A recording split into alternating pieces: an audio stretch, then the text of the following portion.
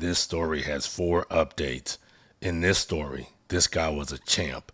He did not simp once, at least I don't think he did. Found out my wife slept with 3 different men at the beginning of our marriage 5 years ago. Let's go.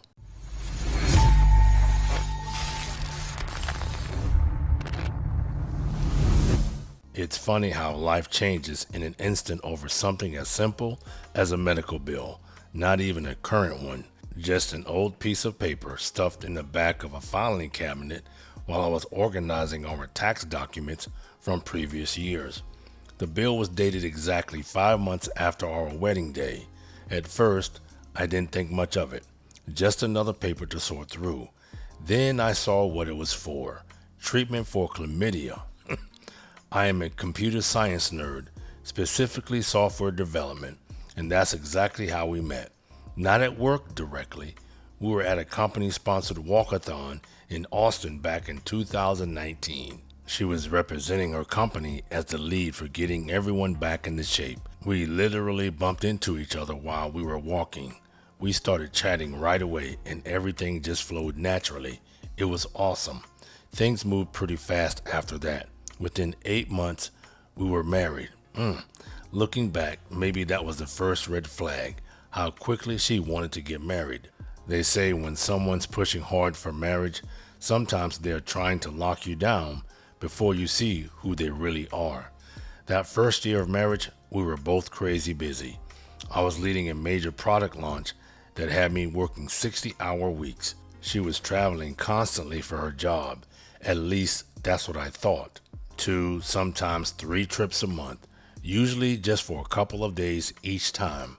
I never questioned it because her company was expanding rapidly, opening new offices across the country. Plus, I was so wrapped up in my own work, I probably wouldn't have noticed if she said she was going to Mars. We had different friend groups back then.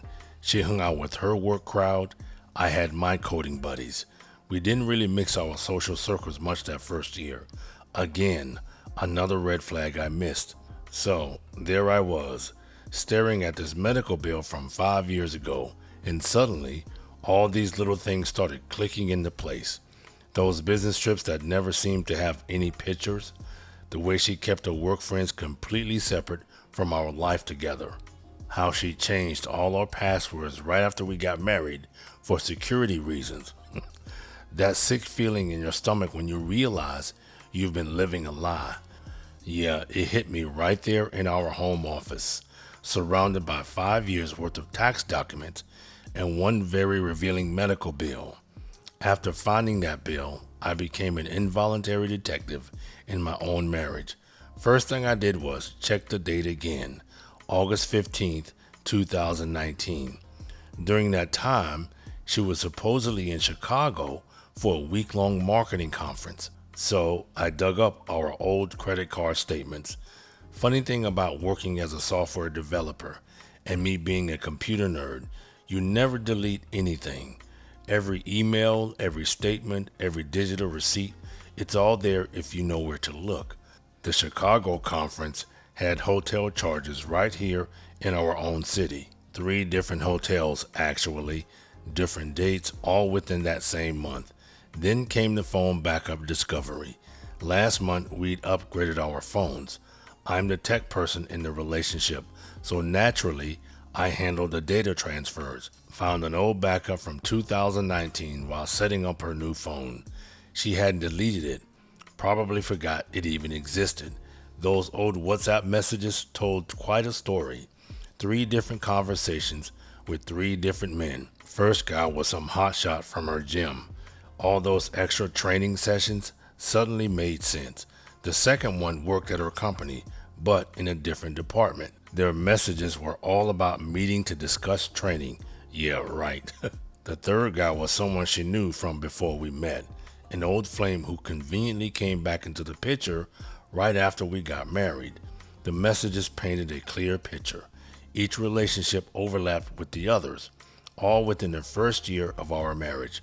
While I was pulling 60-hour weeks trying to launch our company's biggest project, she was orchestrating her own launches.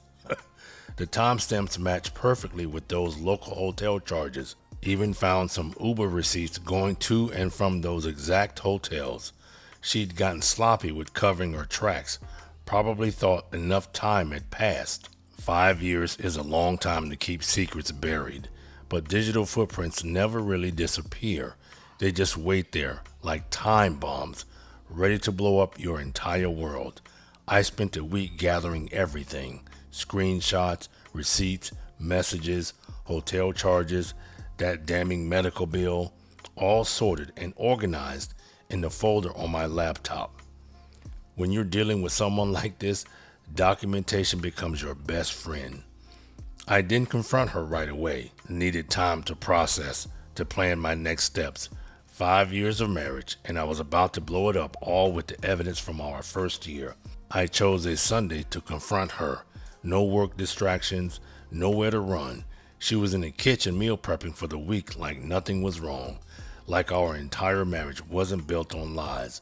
I opened up my phone and pulled up the medical bill first, asked her casually if she remembered getting treated for an STD 5 years ago.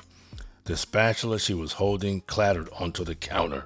Her face went through about 5 different expressions in 3 seconds: shock, confusion, recognition, fear, defeat.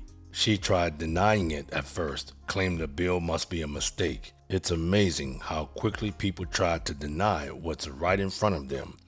That's when I started sharing my screen to our TV, showed her the hotel receipts, the Uber rides, the WhatsApp messages, one by one, watching her excuses die in real time. The gym guy, he was just helping me with my fitness goals. The coworker, they were legitimate business meetings. The ex, we were just catching up as friends. Each lie collapsed under the weight of evidence. Screenshots of explicit messages, hotel bookings matched her supposed business trips, that medical bill that started this whole investigation. Finally, she stopped denying, started crying instead, told me how she panicked after getting married, how she felt trapped, how she wasn't ready for commitment, said she'd been young and stupid, that she'd changed, that those 5 years since had been real. Funny how cheaters always say they've changed after they get caught. I just sat there, letting her talk herself into circles, watching her try to explain away 3 different affairs in our first year of marriage. She kept saying it was all in the past, that she loved me now, that we could work through this. I stayed quiet until she ran out of words. Then I told her I had already contacted a divorce attorney, that I'd be moving to the guest room, that she had until the end of the month to figure out where she was going to live. She tried arguing about the house being half hers. I reminded her that my name was the only one on the deed, that I bought it before we met, that she'd insisted on keeping her money separate just in case. 5 years of marriage undone in a single Sunday afternoon. All those memories tainted by the knowledge of what was happening behind my back. While I was working late nights, she was out living a double life, or triple life, I guess, considering there were 3 guys. I went to bed that night in the guest room, listening to her cry through the walls, but all I felt was empty, just done. Monday morning, I called in sick to work for the first time in 3 years. Some things are more important than perfect attendance. The first call was to my bank, separated all our accounts, transferred my portion of our joint savings to a new private account. The second call was to my attorney, had a 10 a.m. appointment scheduled before I even finished my coffee. She'd already moved most of her stuff to the garage. I am assuming she is leaving. Wouldn't even look at me. The attorney's office was exactly what you'd expect. All leather chairs and fake plants. Spent 2 hours going through everything. The evidence, the house situation, our finances. By Tuesday, word started spreading. Her sister called me, begging to talk it out.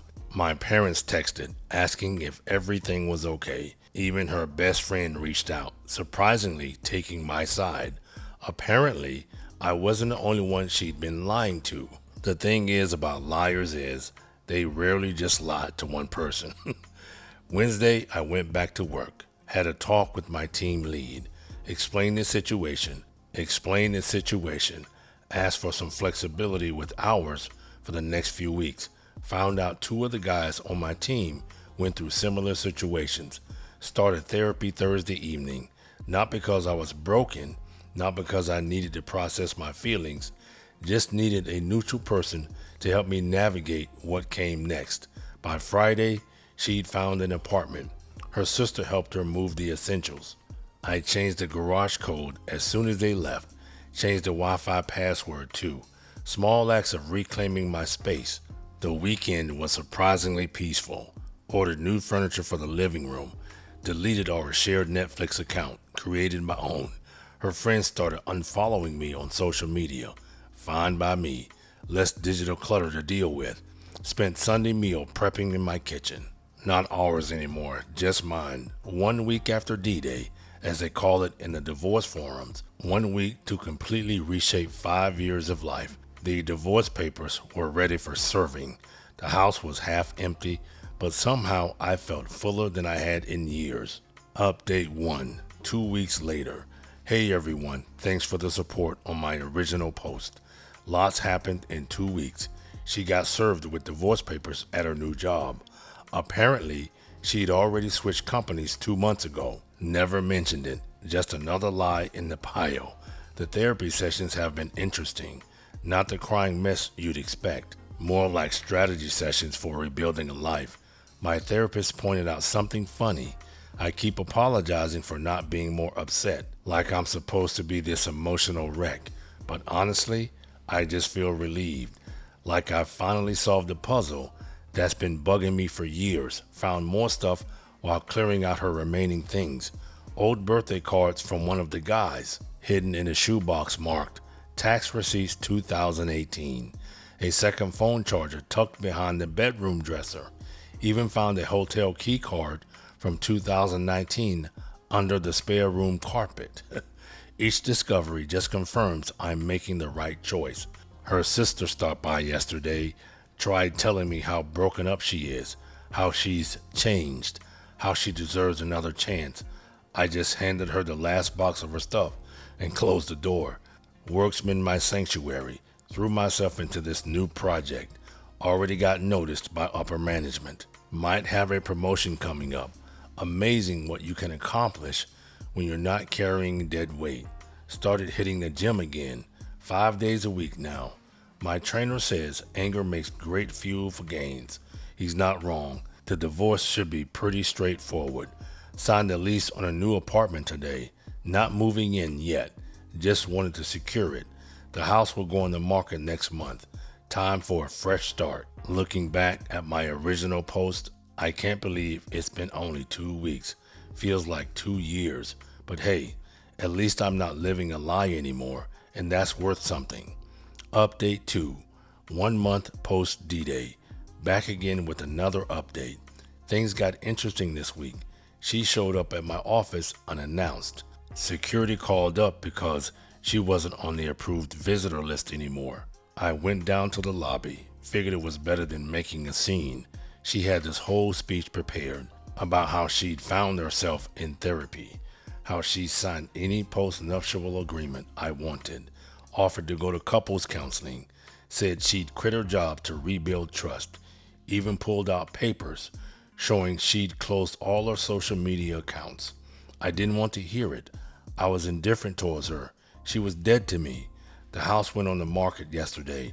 3 showings already scheduled. She tried arguing about the listing price, claimed we could get more if we waited.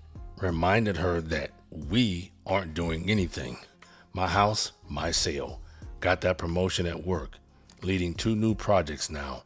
More money, more responsibility. More reason to stay focused on what matters. My therapist says I'm handling everything unusually well. Maybe because I'm not trying to save something that was never real to begin with. Found more evidence of past lies. Small stuff mostly. A hidden Venmo account. Credit card statements she'd forgotten about. Old email accounts I never knew existed. Each discovery just reinforces my decision. Her friends started reaching out, telling me I'm being too harsh, that everyone deserves forgiveness. Blocked every single one of them. Not my circus, not my monkeys anymore. The new apartment is coming together nicely. Bought all new furniture. Nothing from the old life. Clean slate. Fresh start.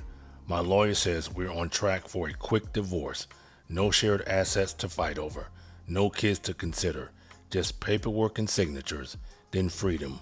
1 month down, life keeps moving forward. And honestly, it's moving in a better direction without her. Update 3. 3 months later. Quick update for those following along. Life's shifting into a new normal. The house sold above asking price. 3 offers in the first week. Signed the papers yesterday. Funny thing happened at closing. The new owners are a tech couple, both software engineers. Reminded me of us 5 years ago. Wish them better luck than I had. Moved into the new apartment last weekend. High-rise downtown. Floor-to-ceiling windows. City view. No memories here. No ghost. She tried showing up during the move. Wanted to help. I simply told her to stay away from me. Divorce is moving smoothly. Found out something interesting through mutual friends. That coworker she cheated with just got engaged to another married woman. Some patterns never change. Work is booming. Those 2 projects I'm leading, both ahead of schedule. Got nominated for our company's Innovation Award. Amazing what you can accomplish without drama at home. Started dating again. Nothing serious, just coffee meetups. Dinner sometimes, no pressure. No rush. Her latest strategy is sending emails about closure. They go straight to a special folder. Haven't opened a single one. Some doors are better left closed. My therapist says that's healthy. Called it enforcing boundaries. I call it common sense. 3 months since that medical bill changed everything. Feels like 3 years, but in a good way. Life's simpler now, cleaner, more honest, and that's worth all the chaos it took to get here. Final update 6 months later. Last update, everyone. This is it for me. Divorce finalized yesterday. 30-minute hearing. No drama, no tears, just signatures and a judge's stamp. Found out some more interesting things. Remember that medical bill that started all this? Turns out there were others. Different dates, different clinics, different problems. My doctor says I'm clean, thankfully. When you dodge a bullet, you sometimes found out it wasn't just one bullet. She sent a final email through her lawyer. Wanted to meet one last time for proper goodbyes. Told my lawyer to reply with one word, no. Some chapters don't need epilogues. Looking back at that first post again, it still boggles my mind. That medical bill, those messages, the hotel receipts, feels like reading someone else's story now. 6 months, that's all it took. 6 months to end a 5-year marriage. 6 months to rebuild a life. 6 months to find myself again. Thanks for all the support. For those going through similar stuff, it gets better. Not easy at first, but better. And better is worth waiting for. Signing off from my old life.